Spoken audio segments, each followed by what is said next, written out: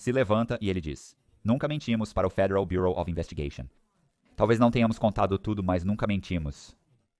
Quando olhei para ele, pensei: o que diabos ele está fazendo? Quem? Você está dizendo antes de qualquer coisa. A quem você está falando isso? Eu sei que não é verdade. Por que você diria tudo isso? O que você está fazendo? Você não está me contando? Você, eu e Gretchen sabemos que isso é mentira. Então eu percebi, meu Deus, ele está ligado.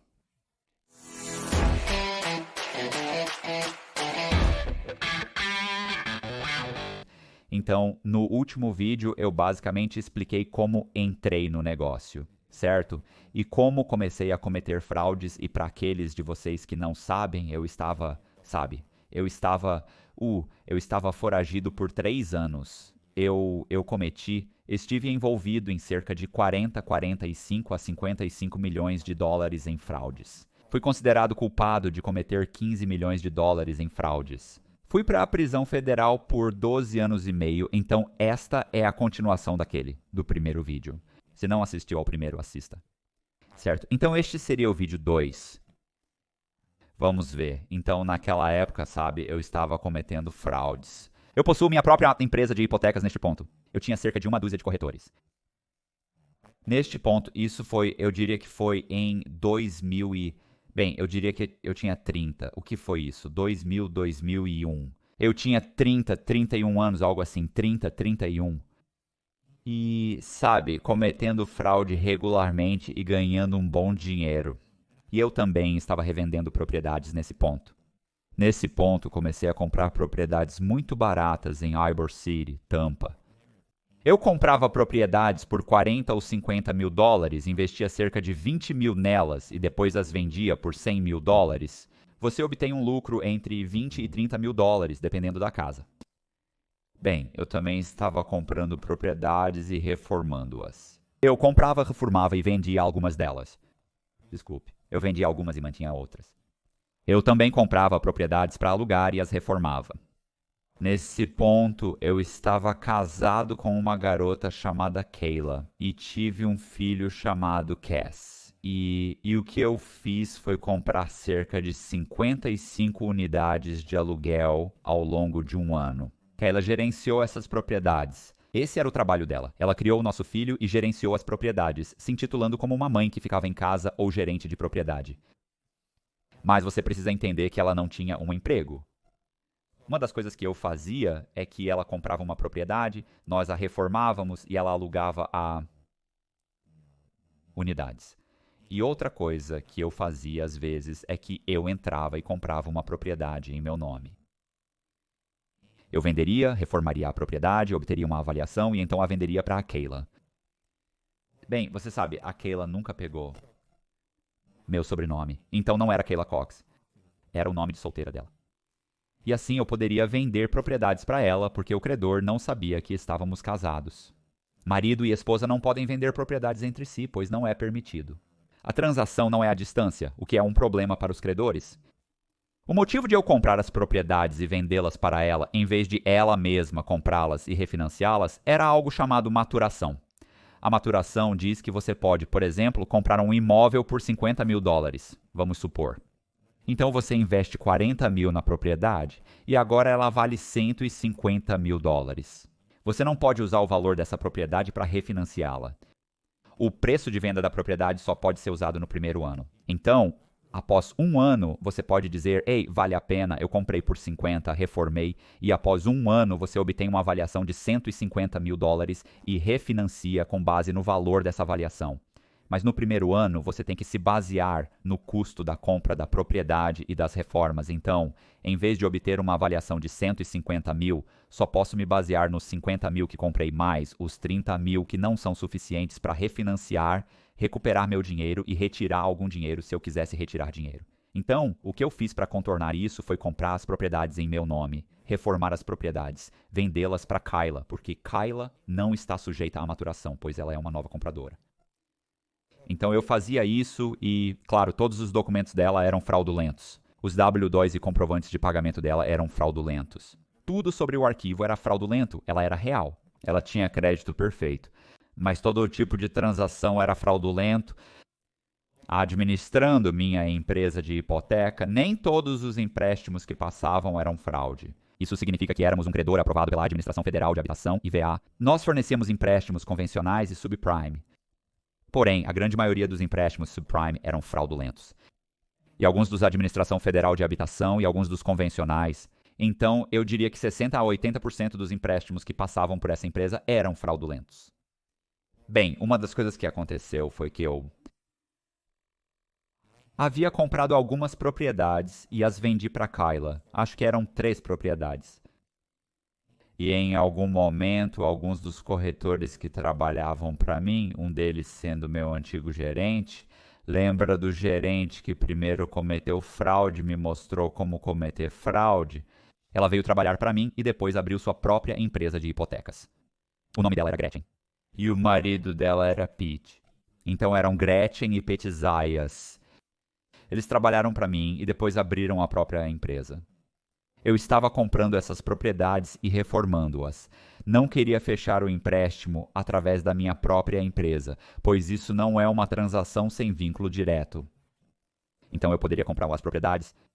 Eu poderia vendê-las para minha esposa na época em seu nome de solteira, mas eu não poderia fechar esses empréstimos no nome da minha empresa. Então eu tinha esses empréstimos e conduzia esses fechamentos através da empresa da Gretchen Zayas. Bem, em algum momento eu fiz como 3 empréstimos através da Gretchen, a empresa dela. Em algum momento, Gretchen e Pete se meteram em problemas porque estavam fazendo o que é chamado de golpe do laranja. Eles conheceram um monte de caras que estavam comprando casas e vendendo umas para as outras. Então eles encontravam uma casa por cerca de $500 mil. E então eles a avaliavam em cerca de $700 mil, o que nessa faixa não é tão difícil de fazer. O novo comprador se qualificaria para um empréstimo de US dólares americanos, 700 mil. Um cara tem isso por $500 mil. Ele compra. Ele vende por $700 mil para algum mutuário. Esse mutuário se qualifica para $700 mil porque Gretchen está cometendo fraude. Ela está criando documentos fraudulentos, como W-2 e comprovantes de pagamento, para fazer um homem se qualificar para um empréstimo de $700 mil que ele não deveria ter direito. Então, quando o cara que comprou por $500 mil vende para o cara que se qualifica para um empréstimo de $700 mil, gerando um lucro de $700 mil, Gretchen estava recebendo uma alta taxa de corretagem e propina. Esses caras estão dividindo o que sobrou, digamos que 150 mil. Eles estão dividindo 150 mil ao alugar a propriedade, supostamente tendo alguém para alugá-la. Bem, o que acabou acontecendo foi que um cara pegou emprestado, ele se qualificou para 5 ou 6 empréstimos. Ela fez cerca de 5 empréstimos para esse homem. Ele nunca paga, então os empréstimos entram em execução. Eles são o que chamamos de inadimplência no primeiro pagamento, resultando na inadimplência inicial. O Federal Bureau of Investigation entra e eles investigam. Eles descobrem que todas as transações são fraudulentas e que Pete e Gretchen Zayas são os responsáveis pela fraude. Eles entram no escritório e realizam uma batida no local. Eles pegam todos os arquivos, incluindo o da minha ex-esposa. Foi isso que eles me disseram de qualquer forma. A verdade é que eu poderia ligar ou Gretchen e eu recebo uma ligação da Gretchen um dia. Eu sei que ela está em apuros. Eu tinha acabado de refinanciar a residência pessoal dela para conseguir o dinheiro para pagar o advogado dela. Assim que consegui o dinheiro para ela, ela o entregou ao seu advogado. A primeira coisa que o advogado dela disse foi: quem fez esse empréstimo? E ela disse: bem, esse cara Matt Cox, ele está cometendo fraude? Ela disse: sim. Ele disse: meu conselho para você é usar um gravador nele, fazê-lo falar sobre fraude, fazê-lo ser preso, e então você não precisará ir para a prisão. Então entregue-o. O cara que refinanciou sua casa para me pagar, estou dizendo para entregá-lo ao Federal Bureau of Investigation. E então o que ela faz é que ela usa um microfone escondido, ela me liga e diz: olha, posso falar com você? Podemos almoçar? Eu quero falar com você sobre algo, sabe? Então eu digo: claro, sem problemas. Então eu dirijo até essa pizzaria e encontro ela e o Pete e me sento e digo: ei, o que está acontecendo? E ela diz: escute, o Federal Bureau of Investigation está perguntando sobre você. Eu digo: sobre mim. Ela diz assim: bem, não tanto sobre você. Ela falou mesmo da Kayla, minha esposa. Eu pergunto o que tem a Kayla. Ela menciona os 3 empréstimos que fiz através da empresa dela. Eu disse sim. Ela disse: Eles estão perguntando sobre esses empréstimos, estão dizendo que sabem que você e a Kayla são casados, ou eles acham que vocês são casados, ou seja lá o que for. Eles sabem que os empréstimos são fraudulentos. Eu perguntei se você estava falando sério e o que você disse a eles. Ela disse que não contei nada a eles. Perguntei se ela não tinha dito que os W2 e comprovantes de pagamento eram falsos. Você não mencionou o empréstimo a eles. Você não disse a ele que estávamos casados, disse. Você não contou a eles que estávamos casados, contou? Você não contou a eles, quer dizer, estou só me enterrando. E eu me lembro, no meio da conversa, eu me lembro de dizer, olha, diga a eles que você nunca conheceu a Kayla e que ela te ligou para dar as informações por telefone. Ela enviou todas as informações por fax. Então eu começo a inventar uma maneira plausível para eles negarem que realmente sabiam de algo sobre a fraude. E então eu faria com que a Kayla simplesmente não falasse com o Federal Bureau of Investigation e, portanto, toda a investigação deveria desmoronar. Você não tem ninguém cooperando.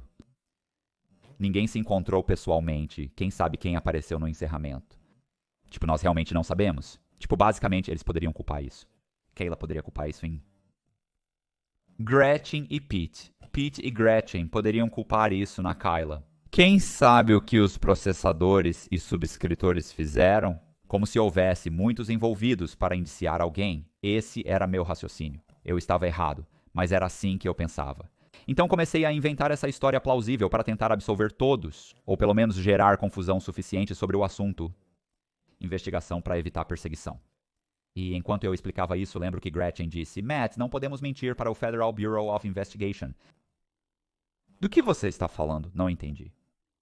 Eu disse, Matt, você tem mentido para eles. Eu disse, você acabou de mentir para eles quando refinanciou sua casa, porque o empréstimo da casa deles era todo fraudulento, como os W2 eram fraudulentos, os comprovantes de pagamento, tudo.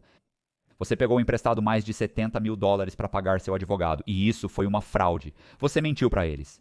Você tem mentido. E então Pete se levanta, como se estivesse em choque, e diz que nunca mentimos para o Federal Bureau of Investigation. Podemos não ter contado tudo para eles, mas nunca mentimos, e eu olhei para ele e pensei, que diabos ele está fazendo? Para quem você está dizendo isso? Eu sei que não é verdade. Por que você diria tudo isso? O que você está fazendo? Tipo, você não está me contando. Você, eu e Gretchen sabemos que isso é uma mentira. Então eu percebi, meu Deus, ele está ligado, e eu estava tipo, oh meu Deus. O que é tão engraçado nisso é que o agente do Federal Bureau of Investigation estava realmente sentado bem ao nosso lado, meio atrás, sabe? E em um momento, quando nos sentamos pela primeira vez, eu disse, eu disse, cara, porque tinha um cara, o cara que estava sentado lá, o agente do Federal Bureau of Investigation, tinha pedido um pedaço, uma fatia de pizza, e ele tinha dobrado a pizza e o guardanapo estava embaixo da pizza. Estava enrolado na pizza. E ele estava comendo a pizza e o guardanapo. Então eu digo, ei, cara. E ele olhou e meio que tentou não olhar pro lado. Como se ele estivesse olhando assim. Eu digo, uau, ei. Então ele finalmente olha pra mim e eu digo, cara, você está comendo o seu guardanapo. E ele diz o quê? E ele olha e diz, ah, obrigado. E meio que todos se olharam e eu não sorri com um sorriso nervoso. Eu não percebi que era o agente do Federal Bureau of Investigation que estava lá e eles estavam gravando, então de qualquer forma, Pete se levanta e diz que nunca mentimos, não contamos tudo a eles, mas nunca mentimos, e eu estava tipo, ó cara, e eu olhei pra baixo. Eu percebi que ambos os celulares deles estão na mesa. Eles estão ambos sentados lá se inclinando e eu estava tipo, ó, eles estavam com fio. E eu olhei e eu disse, uau, eu espero que você consiga algo pra mim. Eu espero que você consiga algo com isso. E ela olhou pra mim e ela começou a chorar. As lágrimas começaram a rolar pelo rosto dela. E ela disse que eu não tenho que ir pra prisão, Matt. Ela disse que eu tenho um filho. Eu tenho um filho e eu disse que eu não tenho um filho. Ela cuidou do meu filho. Nós já fomos de férias juntos. Eu disse que eu não tenho um filho. Eu disse, ouça. Eu disse, diga ao agente do Federal Bureau of Investigation que eu vou falar com ele, mas para não entrar no meu escritório, porque quando o Federal Bureau of Investigation invadiu o escritório dela, todo mundo se demitiu. Eu disse que todos estão cometendo fraude, então pedi a ela para dizer a ele para não entrar no meu escritório e me ligar que eu iria até lá falar com ele. Me levantei e saí. Espero que esteja gostando do vídeo. Se estiver interessado em comprar uma pintura minha, minhas informações de contato estão na descrição. Voltando ao vídeo, eu retornei ao meu escritório em 10 ou 15 minutos. Meu telefone, minha secretária diz, Matt, tem um agente Scott Gale ao telefone para você. O Federal Bureau of Investigation me ligou e fiquei surpreso. Atendi e perguntei o que estava acontecendo. O agente disse, Sr. Cox, tenho certeza que você sabe do que se trata. Quero dizer, ele nem sequer fingiu que não inventou uma história. Ele sabia que era eu. Como se ele nem sequer fingisse, tipo, eu só aconteci de estar investigando, não, você sabe, eu liguei porque me disseram para ligar. Ele diz que sabe que você sabe do que se trata e pergunta por que você não vem quando pode. Eu respondi que vou na segunda-feira. Sim, eu te ligo. Você me dá o seu número de telefone e eu acho que o número do telefone e tudo mais. Bem, eu imediatamente saio e marco uma série de compromissos com advogados. Eu acabo com um advogado chamado Gary Trombley, um advogado de alto perfil ao qual eu dou $75 mil. Eu entro e explico para ele dizendo, escute, cara, baseado na perda potencial, você poderia estar olhando para 3 anos. E eu digo, perda potencial? Ele diz que você poderia ter perdido e começa a somar os números. Isso não faz sentido, é tudo besteira. Você está tentando me assustar e conseguiu. Mas o que ele estava dizendo era, olha, essas propriedades valem, sabe, vamos dizer, $150 mil. Isso representa uma perda potencial de $150 mil. Ele mencionou que caso eles falhem, terão que arcar com esse prejuízo. Eu disse, não, essa perda é compensada pelo próprio imóvel avaliado em $150 mil. Ela pegou o emprestado $R americanos 150, que é o valor correto conforme avaliações. Não funciona dessa forma. E eu tinha lido o exemplo de perda potencial, e eu disse, é exatamente assim que funciona. E eu li o exemplo, ele é como, Matt, ouça, Sr. Cox. Não é assim que funciona. Ok, confie em mim. Há uma perda potencial de $500 mil. Você poderia fazer até 3 anos, blá blá blá, ele estava cheio de merda. Ele estava apenas tentando justificar sua taxa. Porque o que aconteceu foi, alguns meses depois, quando eu volto, ele diz, bem, eu consegui que eles abandonassem a perda potencial, compensando a perda potencial com o valor da casa. E veja, a maneira como ele trabalha. Então ele explicou a mesma coisa que eu tinha dito a ele. Que eu tinha lido era como o que você está fazendo. Tipo, é exatamente a conversa que tivemos antes. Só que agora ele está fazendo o meu argumento. O ponto é, eu pago a ele 75 mil. Eu me declaro culpado. Eu acabo me declarando culpado para eu acho que foi fraude eletrônica, então eu me declarei culpado de fraude eletrônica. Agora eles queriam acusar minha ex-esposa, ou minha esposa na época, Kyla, e eu disse a eles que a conversa foi... Ele disse inicialmente que você deveria cooperar. Ele disse para você ir ao escritório e perguntou se há outros cometendo fraude. Eu afirmei que todos estão fraudando. E ele disse, você deveria ir ao escritório, pegar 10 ou 20 dos arquivos mais escandalosamente fraudulentos de seus corretores, levá-los ao Federal Bureau of Investigation, trabalhar com o Federal Bureau of Investigation para pegar esses corretores. E então ele disse, eu talvez consiga fazer com que suas acusações, suas e de sua esposa, sejam completamente retiradas, como é chamado de intervenção pré-julgamento. Se você colaborar com eles, não haverá indiciamento, pois eu ainda não fui indiciado. Nem minha esposa na época. E eu disse, não, cara, eu disse que não vou fazer isso. Não vou indiciar nem complicar a vida desses caras. Eu não vou dedurar meus amigos. Tipo, eu ainda acredito totalmente que havia um código, tipo, todos nós como se todos fôssemos meio que criminosos e íamos cuidar um do outro. Eu não percebi como funcionava, que todo mundo passa por cima de todo mundo. Sabe, eu acreditava, sabe, no padrinho em omerta e você não entrega seus amigos, você não entrega os outros criminosos e isso simplesmente não existe.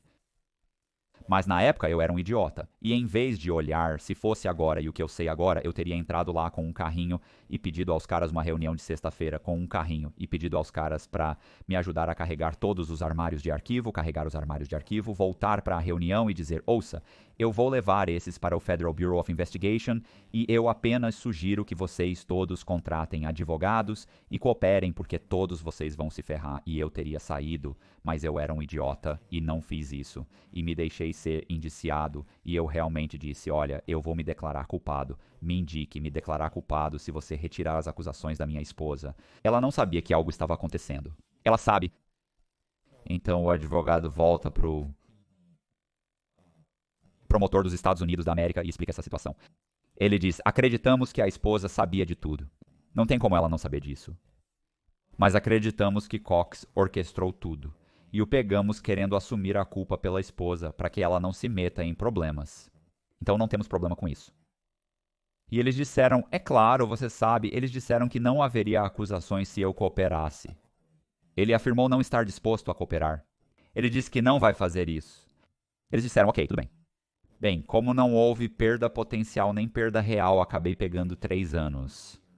Eu me declarei culpado de fraude eletrônica e pegar 3 anos de liberdade condicional. Tive que renunciar à minha licença como corretor de hipotecas. Bem, eu também era proprietário de uma empresa de corretagem. Portanto, eu não poderia mais administrar minha corretora. Não poderia estar no meu nome.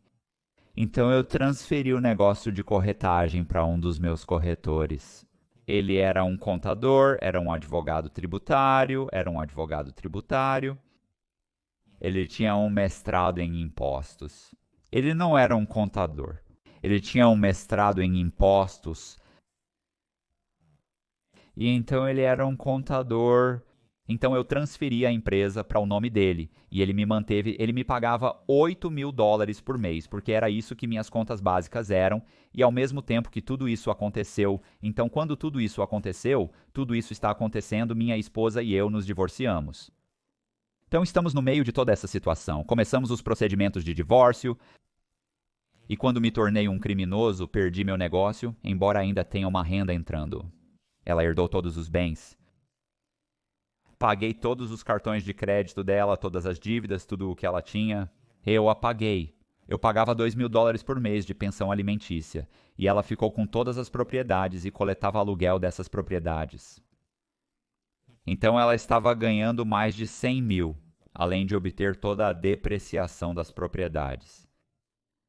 Então você tem um par de milhões de dólares em propriedades que ela está depreciando, então ela está pagando quase nenhum imposto e ela tem uma enorme quantidade de dinheiro entrando. Estou vivendo com $8.000 mensais e minhas contas são exorbitantes. Enfim, estou me mudando para essa propriedade em Ybor City. Eu tinha completamente renovado. Propriedade que eu tinha comprado por cerca de $80.000. Eu sei que $8.000 parece muito dinheiro. Tudo bem? Mas a vida que eu vivia naquela época, sabe? Dirigindo um Audi novinho em folha. Acho que era um Audi 4TT. Eram cerca de $50 a $60.000. Ah, e era um aluguel. Era como 1.000 por mês para o aluguel, sabe? Eu tenho minha propriedade, estou reformando uma nova propriedade, estou comprando propriedades para alugar, estou virando propriedades. Quer dizer, eu estava indo bem, eu acho, mas eu não estava ganhando o tipo de dinheiro que eu ganhava quando eu era dono da empresa de hipotecas. E tudo que eu basicamente fiz na empresa de hipotecas, eu simplesmente entreguei para minha ex-esposa, sabe? Ou eu conseguia ver meu filho a cada 2 fins de semana, eu o via toda quarta-feira, sabe? E isso era bom. Eu tinha uma namorada com quem eu estava saindo. Eu estava saindo com várias garotas diferentes e foi realmente aí que tudo desandou. Porque agora, neste ponto, eu não sou mais dono da empresa de hipotecas. Estou recebendo um salário da empresa de hipotecas e consigo ajudar a gerenciá-la lidando com muitos dos papéis e ajudando a treinar os corretores. Mas agora eu realmente não tenho um emprego. Isso significa cerca de 20 horas semanais. Decidi então abrir uma empresa de desenvolvimento com um cara chamado Rudy. Ele é um corretor de imóveis. Ele ainda é um corretor de imóveis aqui em Tampa. Por algum motivo, ele não falou comigo. Ele é meio que um idiota. Então, especialmente para um cara que estava cometendo uma tonelada de fraude, agora ele não quer falar comigo porque ele está tipo, aquilo foi uma parte horrível da minha vez, foi horrível. É engraçado ele dizer que aquilo foi uma coisa horrível que aconteceu, aquela coisa toda de fraude. E então eu fui abordado pelo Federal Bureau of Investigation e foi apenas uma parte horrível da minha vida. Parece que só eu fui preso. Tipo, você não foi indiciado, você ainda é um corretor de imóveis, você não foi pra cadeia por 12 anos e meio, nada aconteceu com você. Você falou com o Federal Bureau of Investigation e ficou assustado. Então, que cara babaca esse cara é. Então, o que acabou acontecendo foi que eu conheci o Rudy. E Rudy e eu e meu outro parceiro, seu nome era David, e outro cara chamado Jonathan. Todos nós decidimos abrir uma empresa de desenvolvimento e começar a construir lofts de luxo novinhos em folha, que são como duplex muito bonitos em Ybor City, uma área de merda de Tampa. Mas estava passando por muita gentrificação. Muito dinheiro estava sendo investido na área. Decidimos fazer isso, mas não temos o dinheiro necessário. Então pensei, sabe o que vou fazer? eu vou em frente e vou começar a virar propriedades. E cometer fraude para levantar o dinheiro para fazer essa empresa de desenvolvimento. Eu planejava roubar o dinheiro e investir em um negócio legítimo. E essa é apenas uma maneira realmente tola de pensar. Mas na época, porque agora todo o dinheiro que entra naquela empresa é contaminado. E como resultado disso, essa empresa é fraudulenta e, portanto, pode ser apreendida pelo governo se eles pudessem algum dia vincular esse dinheiro às transações fraudulentas. Então, o que eu inventei, eu recuei e pensei, sabe o que eu vou fazer aqui? É o que eu vou fazer, eu vou inventar uma fraude que eu posso cometer, que é uma fraude massiva. Massiva que eu posso cometer, que ninguém realmente sabe que uma fraude foi cometida. E essa fraude incluiu o que é chamado de fraude de identidade sintética, e era fraude bancária, e fraude hipotecária, e fraude imobiliária, e fraude com cartão de crédito, tudo envolvido em uma. E realmente apenas um esquema realmente incrível que eu inventei. E eu odeio dizer isso, né? Eu sei que parece que estou me gabando e tudo mais, mas ouça, eu consegui, sabe? Eu me tornei profissional. Federal Bureau of Investigation, Serviço Secreto, criminosos e especialistas de colarinho branco. Tenho juízes e advogados. Todos afirmam o mesmo, foi um golpe genial. E então, quando você assistir ao próximo vídeo, eu vou explicar exatamente como esse golpe funcionou e qual era o golpe, e como fui pego várias vezes e saí dele e toda a confusão. E eu vou falar sobre isso no próximo vídeo. Se gostou do vídeo, por favor, inscreva-se no canal. Curta e ative o sino para receber notificações de novos vídeos desta série. Além disso, deixe um comentário na seção de comentários. Diga se gosta destes vídeos e se quer que eu continue fazendo. E eu agradeço. E confira o próximo vídeo e eu verei você.